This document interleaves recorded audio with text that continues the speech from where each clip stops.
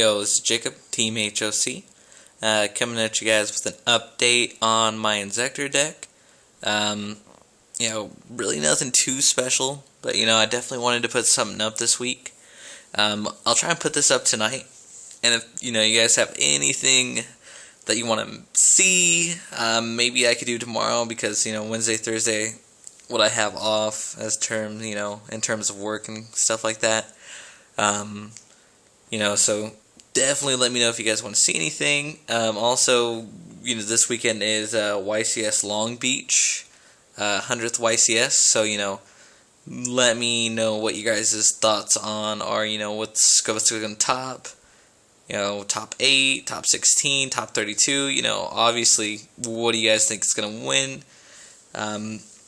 Me and Tom were talking about it earlier today.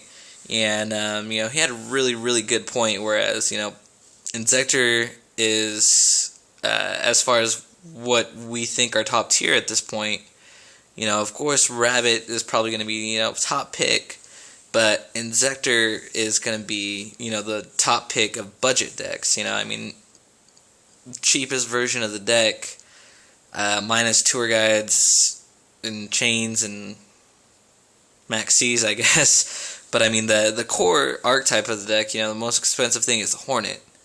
So out of the three, it's definitely the most budget version, which might give it more numbers, since it's going to be a larger event.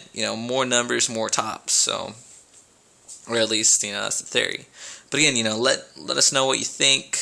I guess obviously we'll see come Sunday. But what's the early week picks?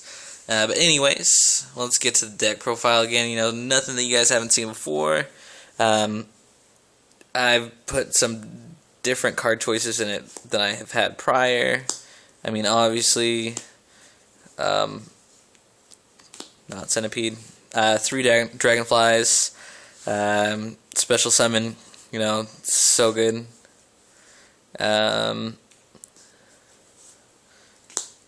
Obvious again. 3 Centipede, does the searching. 3 Hornet, blow shit up. The Gigamantis, Gigamantis is a really, really great card as far as mid-game when you already have a Dragonfly or a Centipede in Grave, and you could combo out and, get like 3 or... if you have the Dragonfly in Grave, you could, send this, get the Dragonfly out, and you could fill your field pretty much this way. This card's crazy good. I've ran 2 in the past. I think 1's good enough.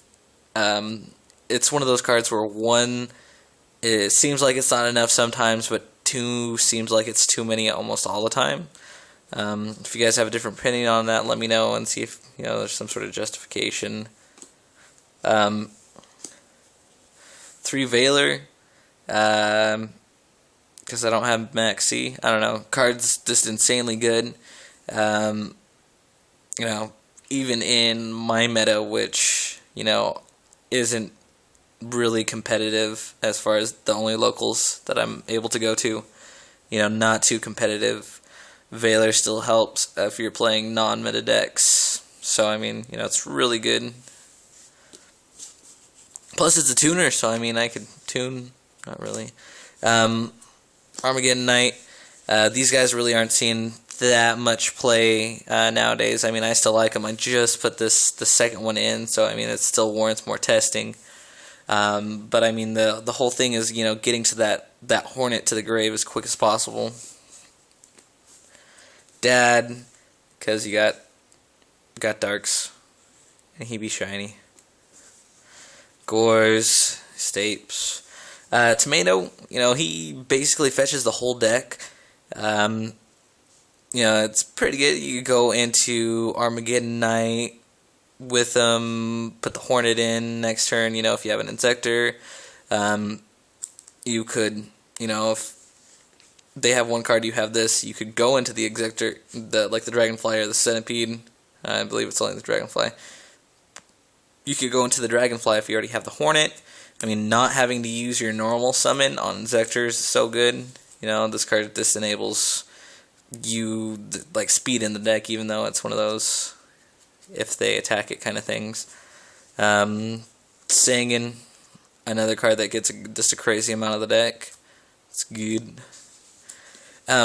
Reaper, this is another card that, again, you know, is going to need more testing. I ran it in the tournament today. It was really good just for the games where I didn't open with the Inzektor combo, if that makes sense. If I didn't open with a way to get Hornet in the grave, and I didn't open with a, you know, Centipede or a Dragonfly, you know, I could just sit on this.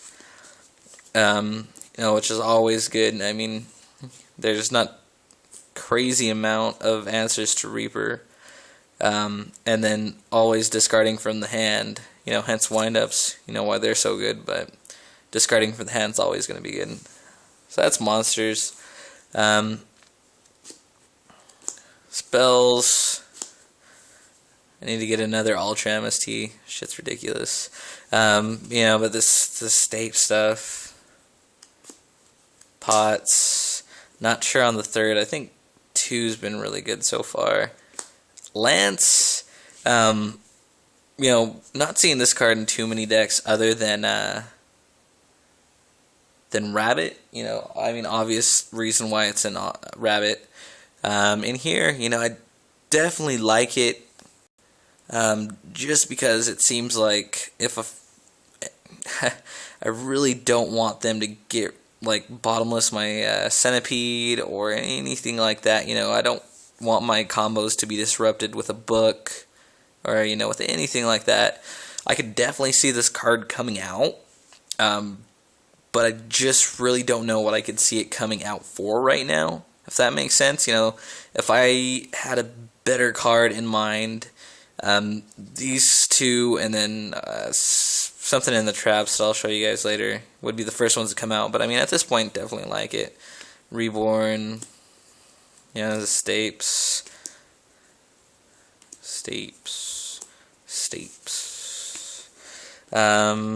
Traps, these two. Another cards that are, you know, I really like at the moment, but if there was anything better that I had on hand, I would take them out for. So, I mean, I have like 4 slots open. If you guys have any suggestions, I mean, along with the Reaper, I could take that on Tomato. Now, there's just a bunch of cards in here that you could take out for something else. I just really don't have any ideas at this point. Just because there's really no need to change the deck, at least at the locals, my locals. But, again, you know, rest of the steps, Stapes. I need to get another Ultra Torrential too, and Solemn. So that's pretty much it for the main deck. Side deck, again, it's just for my locals, and it's really meh. I'll just run through this really quick.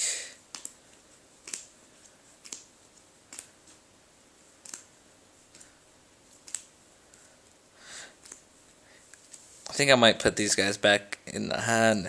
I don't know. You know, I would say anywhere else besides bad locals, Thunder Kings probably don't belong in the main right now.